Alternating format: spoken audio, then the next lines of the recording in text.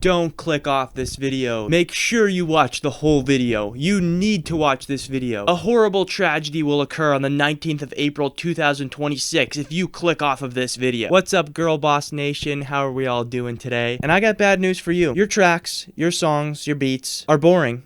Super boring. But never fear, wipe those little tears away from your eyes, because today I'm going to show you how to make those tracks come alive and be unboring. But how exactly are we going to unboring our music? Well, in my opinion, one of the most underrated musical techniques actually has nothing to do with music at all. We want to be finding ways to add texture and ambience to our tracks. And lucky for you guys, today I'm going to show you a bunch of different ways to add this texture and ambience to your tracks so that they sound really cool and awesome. The first way is through adding field recordings. I actually did a video a while ago on field recording. If you want to check that out, it's up there. But this is a super easy thing that makes a huge difference in your music. These field recordings can genuinely be anything. Just the outside, the environment around us has enough white noise for you to do this pretty much anywhere. It does not have to be anything crazy. You don't have to find a waterfall or record some exotic bird noise. You can just step out in your backyard and there you go. You got a nice field recording. When I do my field recordings, I use this. It's a little cheap portable recorder, but you do not need something like this to take field recordings. Just your phone will work absolutely fine. I just like using this and carrying it with me because it puts me in the mindset of looking for sounds and looking for things that would be good samples. That's really just the most important thing, is to always be looking for some sound you could use in your music. This is really the best way to paint a picture for your listener. You add a recording of a busy street, they're standing on a busy street. You add some bird noises in there, they're in nature.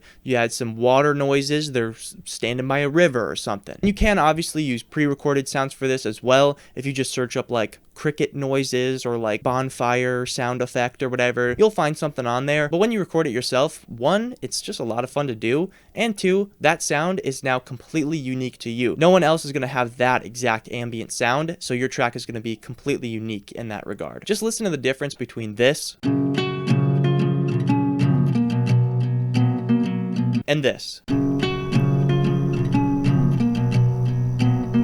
The next tip on how to make your song sound just more unique and give more atmosphere is to try sampling non-musical things. Get really creative with this. Anything can be a sample, and when you keep that in mind, it helps you to be a lot more creative and think outside the box when you're sampling and making music in general. These samples could be like radio recordings, TV shows, podcasts, interviews, documentaries, YouTube videos, just people talking, literally whatever. This is such a powerful storytelling tool when you're making music. There's so many great examples of this, but two in particular come to mind. The first one is Hooligan Chase's song Kirkbride Plan. In the beginning of the song, he samples like an old commercial from like a mental hospital place or whatever. If someone you love is running away from their problems, call Laurelwood Hospital in the Woodlands at 809. It just fits so perfectly, and it adds to kind of like the evil, like eerie, mysterious vibe of the song. And the second one is MF Doom's like entire catalog as a whole. He did this all over his music and it was just amazing. TV shows or cartoons or radio shows or whatever, all of it really just helped to tell the story of like, okay, this guy is a super villain rapper. It's just such genius. When you use this correctly, it is a super powerful thing. Just like with any art form, the story is king. Everything you do for that particular piece of art should serve the story and serve the message that you're trying to get across. So make sure when you choose these samples, you pick samples that are helping to further the story that you're trying to tell. So this next tip is going to be hard for some of the perfectionists out there. I know it was hard for me, but sometimes it's really good to forget about your idea of perfect and not really be so worried about getting the perfect take and making sure that everything sounds exactly the way it needs to, because the little imperfections in your recordings and in your music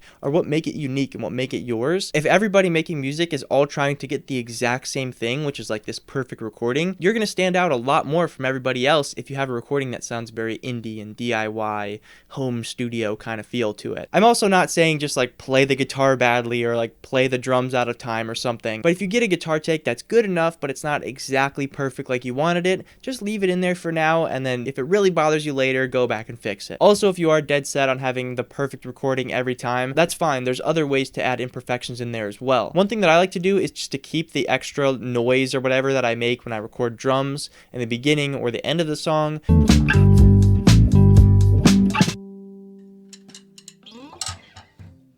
Same thing with guitar as well. When you first pick up your guitar, you'll get some sound like this. You can just leave that little noise in there. This just gives your song so much more of a humanly personable feel, and it just makes your listener go, okay, yeah, this is a person that did this music. They'll say that. They're going to say that. This tip is going to seem a little crazy as well, but adding white noise to your songs can make a huge difference. You can do this in a few ways. You can add white noise over like the whole song or certain sections, or you can do it over specific sounds. You'll hear this a lot with older vintage gear because of the transformers and the I don't know, whatever other stuff is in there. It creates this white noise that gives it a very warm and old feel to it. This is something I tried to recreate when I made my video game drum kit, which is like a kit of emulating old vintage drum machine sounds. Video up here if you want to check it out. But you'll hear this on vintage drum machine samples and synths and even stuff that's ran through vintage hardware gear and stuff like that. Even thinking about when you record guitar, you're always going to get a little buzzing sound from the electrical current. I like to add white noise or even sometimes like drone sounds on pads and keys and even drum sounds. There's a lot of applications for this. Definitely make sure to use this one kind of sparingly because white noise is like all of the frequencies of the frequency spectrum, or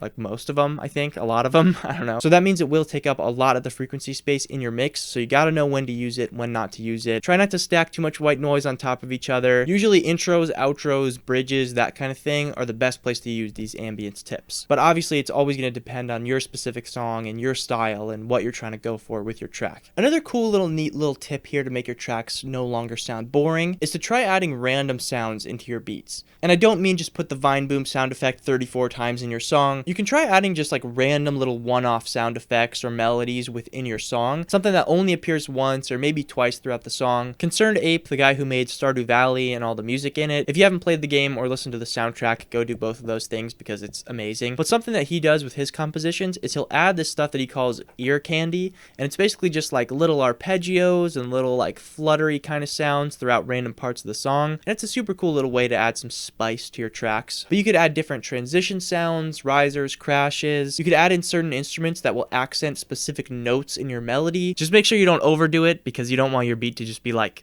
all sound effects. Even though these tips have a lot of useful application and will probably change the way that you make music in general, it's still very important to know when to use them. Adding ambience and stuff is great and it's one of my favorite things to do when I make music, but how you use it and how much you use it is really going to depend on the individual song. You might feel like some tracks need a little bit more to help, further the story a little bit better, and some songs might just not need anything at all, and that's perfectly okay. So yeah, hopefully these tips can really just transform the way that your music sounds. I know it did for me when I started doing a lot of this stuff. I think the main takeaway here is that it's so much more powerful and impactful for somebody to listen to a song and feel like it's an experience, like they're really like in the scene and really feeling it emotionally. Because there's songs where I listen to it and I'm like, oh nice, this is a good song, I like this song. But then there's other songs where it's like, I feel like I'm in a different world. It feels like the artist has submerged me into their world and made me experience what they experienced. Music like that is always going to have a more powerful and long-lasting impact on people, and these little tips and tricks I gave you guys here today should help you to get closer to providing that experience for your listener. Anyways, hope you guys enjoyed. Social media, blah, blah, blah, all that stuff down in the description below, and I will see you guys next time.